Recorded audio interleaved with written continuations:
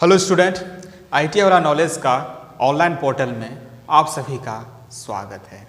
तो आज हम लोग ट्रेड थ्योरी में पढ़ने जा रहे हैं इल्यूमिनेशन, और इस इल्यूमिनेशन में हम लोग पढ़ेंगे टर्मिनोलॉजी रिलेटेड टू इल्यूमिनेशन। प्रादीप्ति से संबंधित शब्दावली को देखेंगे।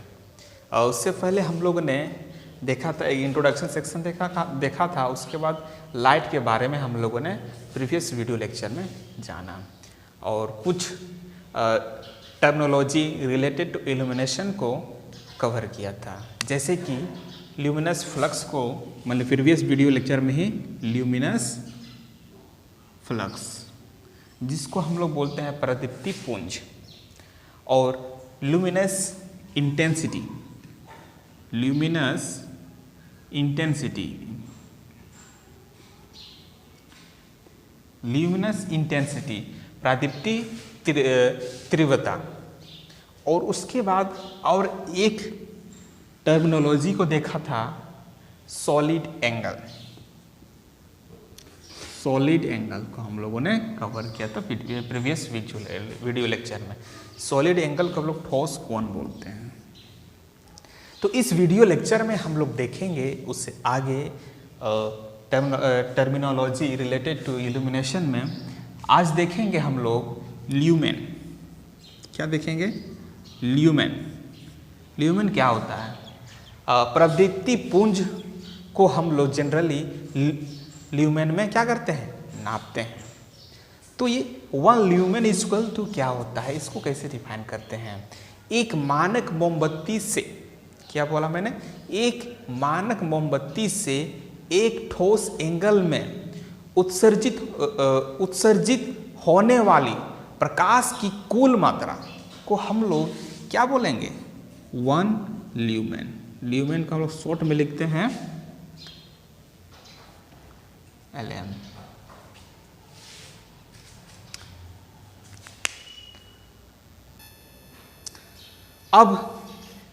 अभी मैंने बोला एक मानक मोमबत्ती। एक मानक मोमबत्ती होता क्या है? तो चलिए नेक्स्ट इसका टर्मिनोलॉजी को देखेंगे। इसका मानक मोमबत्ती, स्टैंडर्ड कैंडल।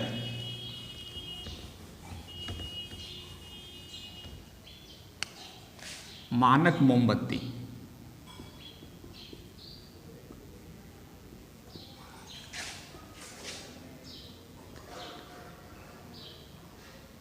कैंडल, मानक मोमबत्ती। मानक मोमबत्ती को कैसे डिफाइन करते हैं? मानक मोमबत्ती जो होता है 7.776 ग्राम प्रति घंटे की दर पर जलने वाली मोमबत्ती।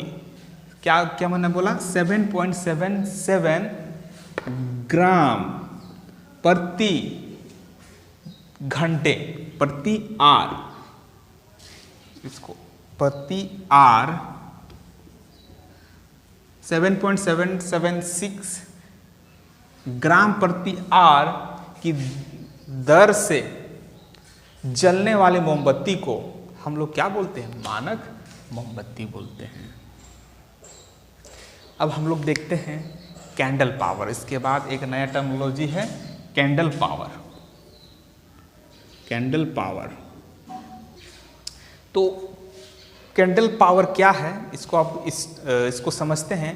प्रदीप्ति पुंज को जनरली हम लोग F से डिनोट करते हैं। प्रदीप्ति पुंज को नापने की एक अन्य इकाई है। क्या इससे भी हम लोग प्रदीप्ति पुंज को नापते हैं? इससे पहले हम लोग जाना कि प्रदीप्ति पुंज को क्या चीज़ से नापते हैं? ल्यूमेन। किसी में नापते हैं? ल्यूमेन में नापते हैं। तो कैंडल पावर भी हम लोग प्रादीप्ति पुंज को नापने के लिए यूज करते हैं। इसका मतलब कि अन्य इकाई है। इसको शॉर्ट में हम लोग CP लिखते हैं, कैंडल पावर। तो एक कैंडल पावर में एक कैंडल पावर इक्वल टू कितना होता है? एक कैंडल पावर इक्वल टू होता है 1 ल्यूमेन बाय 4 पाई। क्या होता है? 1 candle power equal to 1 lumen by 4 pi. तो इसको हम लोग क्या लिखते हैं? ल्यूमेन बाय 4 5 हम लोग एक्चुअली में इसमें हम लोग ठोस कोण को यूज़ करते हैं, और ठोस कोण को हम लोग किस में नापते हैं? स्टेरेडियन में नापते हैं। स्टेरेडियन में हम लोग नापते हैं। तो ल्यूमेन पर स्टेरेडियन। 1 कैंडल सीपी होता है, कैंडल पावर इक्वल टू क्या होता है? ल्यूमेन पर स्टेरेडियन होता है। और एक कैंडल पावर में कितना वाट होता है, इसको हम लोग जानेंगे कि एक कैंडल पावर में जनरली कितना वाट होता है। तो 1 कैंडल पावर इक्वल टू होता है 0.0201 वाट। क्या होता है? 1 कैंडल पावर इक्वल टू 0.0201 वाट होता है। और ये मानक बल्ब कहलाता है, मानक बल्ब का। यहां तक आपको समझ में आ गया है। उसके बाद नया एक टर्मिनोलॉजी, नेक्स्ट टर्मिनोलॉजी वो है लक्स। लक्स क्या होता है? लक्स को हम लोग डिफाइन करते हैं ल्यूमेन पर मीटर स्क्वायर। लक्स को कैसे डिफाइन करते हैं? ल्यूमेन पर मीटर स्क्वायर। इसको इस तरह से भी हम बोल सकते हैं, किसी प्रकाशित तल पर, क्या बोला मैंने? किसी प्रकाशित तल पर पड़ने वाले प्रकाश की तीव्रता का मात्रक क्या होता है? लक्स होता है। लक्स को हम लोग मीटर कैंडल भी बोलते हैं। लक्स को हम लोग क्या बोलते हैं? मीटर कैंडल नाम से भी जानते हैं। क्या जानते हैं? Metre candle. और एक लक्स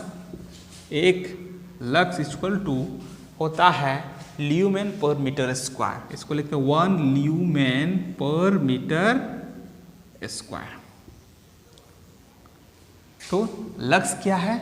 लक्स होता है किसी प्रकाशित तल पर, कोई प्रकाशित तल पर पड़ने वाली प्रकाश की तीव्रता का मात्रक क्या होता है? लक्स होता है। नेक्स्ट टर्मिनोलॉजी है प्रदीप्ति, इल्यूमिनेंस। इल्यूमिनेंस को हम लोग ई से डिनोट करते हैं। क्या चीज़ से डिनोट करते हैं? ई से। और ई इक्वल टू होता है F/A। ये F होता है क्या?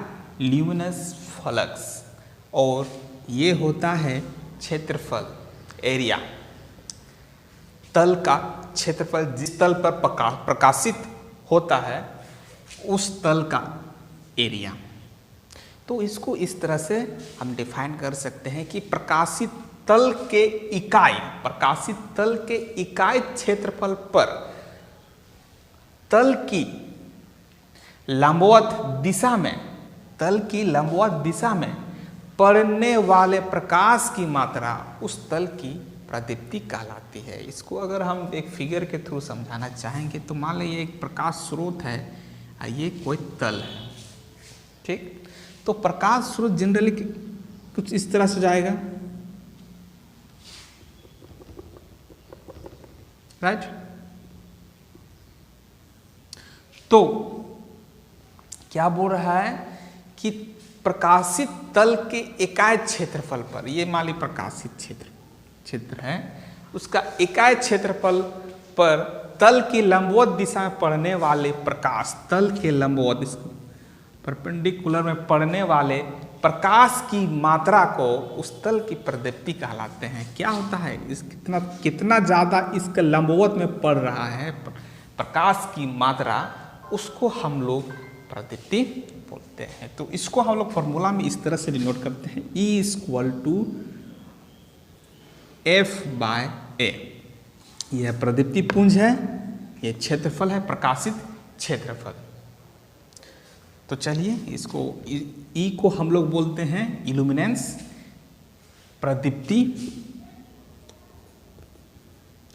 और इसको किस में नापते हैं? लक्स में नापते हैं, लक्स में। उसके बाद आता है F, ये प्रदीप्ति पुंज है, प्रदीप्ति पुंज, ल्यूमिनस फ्लक्स। और इसको किस में नापते हैं? ल्यूमेन में, ल्यूमन में इसको हम मेजर करते हैं। उसके बाद ए, ये वाला ए का होता है क्षेत्रफल। क्या होता है? क्षेत्रफल। और क्षेत्रफल हम लोग जानते हैं किस में नापते हैं? मीटर, वर्ग मीटर में या मीटर स्क्वायर में। ये मीटर स्क्वायर लिख सकते हैं या वर्ग मीटर, इसी को बोलते हैं वर्ग मीटर।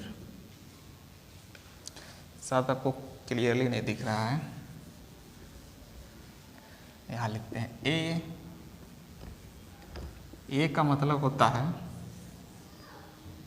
क्षेत्रफल, और इसको हम लोग मीटर स्क्वायर या इसको लिख सकते हैं वर्ग मीटर में, इसको हम मेजर करते हैं। तो ये रहा इल्यूमिनेंस प्रदीप्ति। और एक लक्स इक्वल टू क्या आता है? 1 लक्स इक्वल टू, अभी मैंने लिखा था, एक लक्स इक्वल टू क्या होगा? ल्यूमेन पर मीटर स्क्वायर। क्या होता है? ल्यूमेन पर मीटर स्क्वायर। तो ये रहा इल्यूमिनेंस। अब नेक्स्ट टर्मिनोलॉजी की ओर चलते हैं। और नेक्स्ट टर्मिनोलॉजी क्या है? वो है ल्यूमिनस इफिशियंसी। इफिशियंसी को हम लोग हिंदी में दक्षता बोलते हैं। तो प्रदीप्ति दक्षता, ये प्रदीप्ति दक्षता होता है। इफिशियंसी क्या होता है? किसी वैद्युतिक प्रकाश स्रोत से उत्पन्न होने वाले प्रकाश की कुल मात्रा, कि कोई भी प्रकाश स्रोत से कितना उत्पन्न हुआ, कुल मात्रा, तथा उसे प्रदान की गई वैद्युतिक शक्ति, और उन्हें कितना वैद्युतिक शक्ति को प्रदान किया गया, उसका अनुपात को हम लोग बोलते हैं प्रदीप्ति दक्षता। तो चलिए देखते हैं प्रदीप्ति दक्षता।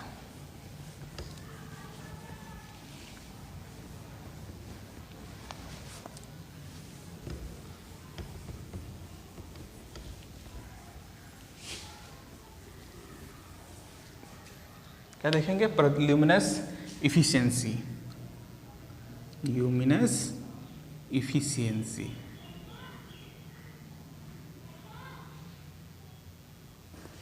क्या है? ल्यूमिनस इफिशियंसी प्रदीप्ति दक्षता।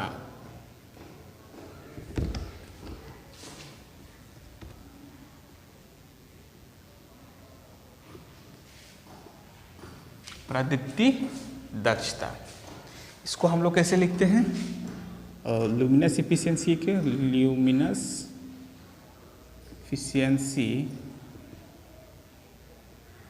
इक्वल टू होता है आउटपुट ल्यूमेन में कितना टोटल प्रकाश स्रोत से कितना प्रकाश उत्सर्जित हुआ, उत्पन्न हुआ, उसको लिखते हैं आउटपुट किसमें? ल्यूमन में। उसका कितना इनपुट दिए, तो इनपुट वाट में। तो ये क्या कहलाता है? ल्यूमिनस इफिशियंसी प्रदीप्ति दक्षता। इसको हम लोग कैसे लिखेंगे? ल्यूमेन प्रति वाट। ल्यूमेन इफिशियंसी को हम लोग लिखते हैं ल्यूमेन प्रति वाट। इसको इसी चीज़ को लिखे हैं क्योंकि आउटपुट मेरा क्या है? कितना टोटल स्रोत से कितना प्रकाश उत्पन्न हुआ, तो उसमें कितना इनपुट दिए, तो ये उसका इफिशियंसी बता देता है। इसके बाद हम लोग नेक्स्ट टर्मिनोलॉजी को कवर करेंगे, जिसको हम लोग बोलते हैं एब्जॉर्प्शन फैक्टर, मतलब कि अवशोषण गुणांक। ये अवशोषण गुणांक क्या होता है, उसको कैसे लिखते हैं, चलिए देखते हैं हम लोग एब्जॉर्प्शन फैक्टर। हिंदी में इसको हम लोग बोलते हैं अवशोषण गुणांक। अवशोषण गुणक इसको कैसे डिफाइन करते हैं, इसको जरा लिखते हैं। अवशोषण गुणक इक्वल टू होता है, अवशोषण गुणक इक्वल टू होता है अवशोषित प्रकाश, कितना वो अवशोषित किया, वह आपतित प्रकाश, उसमें कितना प्रकाश डाला गया, तो क्या उसको बोलते हैं अवशोषित प्रकाश बाय आपतित प्रकाश, इसको हम लोग बोलते हैं एब्जॉर्प्शन फैक्टर। क्या बोलते हैं? Absorption factor. इसको फिगर के थ्रू समझ सकते हैं। मान लीजिए एक कोई सरफेस है और कोई यहाँ से इस पर लाइट पड़ता है, उसके बाद क्या होता है? स्लोली या कुछ रिफ्लेक्ट कर जाता है। तो क्या हो रहा है कि मैंने कितना प्रकाश इस सरफेस पे आपतित किया, कितना प्रकाश पड़ा उस पर, और अवशोषित कुछ तो रिफ्लेक्ट हो गया, बट क्या सब रिफ्लेक्ट हो जाता है? नहीं, कुछ उस एब्जॉर्ब कर लेता है, अवशोषित कर लेता है। तो उसी को हमने यहाँ की बताया हुआ है कि अवशोषित प्रकाश, उसमें कितना अवशोषित हुआ और मैंने कितना आपतित किया था। तो आपको ये समझ में आ गया। इसके बाद हम नेक्स्ट पढ़ते हैं रिफ्लेक्शन फैक्टर। क्या पढ़ेंगे? Reflection factor. ये रिफ्लेक्शन फैक्टर क्या होता है? परावर्तन गुणक। परावर्तन गुणक। परावर्तन गुणक को हम कैसे लिख सकते हैं? परावर्तित मतलब क्या होता है? रिफ्लेक्शन, मतलब रिफ्लेक्ट होके आया। जैसे कि यहाँ पे आपको मैंने बताया क्या हुआ कि हम टोटल यहाँ से हम बल्ब को जला दिए, टोटल प्रकाश यहाँ पड़ा, कुछ रिफ्लेक्शन होगा, कुछ एब्जॉर्प्शन हुआ। तो परावर्तक गुणक होता है परावर्तित प्रकाश, कितना प्रकाश परावर्तित हुआ और उसमें कितना आपतित था, कितना प्रकाश मैंने उसमें दिया हुआ था। ठीक, तो इसको हम लोग रिफ्लेक्शन फैक्टर होता है परावर्तित प्रकाश, परावर्तित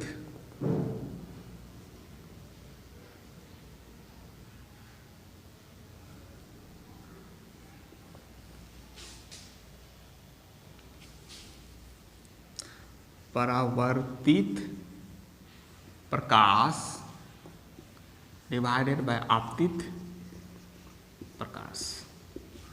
ये होता क्या है? Reflection factor. क्या होता है? रिफ्लेक्शन फैक्टर होता है परावर्तित प्रकाश बाय आपतित प्रकाश। जैसे कि यहाँ पे कितना आपतित हुआ और कितना परावर्तन हुआ। तो आपतित परावर्तन कितना रिफ्लेक्शन हुआ और उसमें कितना इंसिडेंट हुआ, परावर्तित आपतित कितना हुआ था, उसका रेशियो को हम लोग रिफ्लेक्शन फैक्टर बोलते हैं। अब नेक्स्ट टर्मिनोलॉजी है ट्रांसमिशन फैक्टर, प्रेषण गुणक।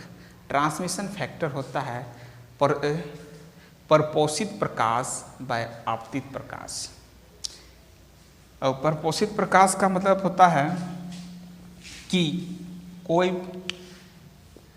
प्लेन या ट्रांसपेरेंट पदार्थ है जो जिसको आर पार ये पार हो सकता है उसका लाइट, तो ट्रांसपेरेंट बोलते हैं। तो कोई कभी भी हम यहाँ बल्ब जला दें तो क्या होता है? अगर ट्रांसपेरेंट है तो कुछ पार हो जाएगा। तो परपोषित मतलब कि कितना पार हुआ, मतलब कि इस साइड कितना आया बाय हम कितना प्रकाश को आपतित किए थे। तो इसका रेशियो जो होता है उसको ना प्रेषण गुणक बोलते हैं। तो इसको हम लोग कैसे लिखते हैं? परपोषित प्रकाश ट्रांसमिशन फैक्टर, कितना ट्रांसमिट किया। ट्रांसमिशन फैक्टर को क्या लिखते हैं? परपोषित प्रकाश बाय आपतित प्रकाश। यहां तक आप लोगों ने समझ लिया। नेक्स्ट क्लास आपको इसका नेक्स्ट टॉपिक के बारे में पढ़ाएंगे।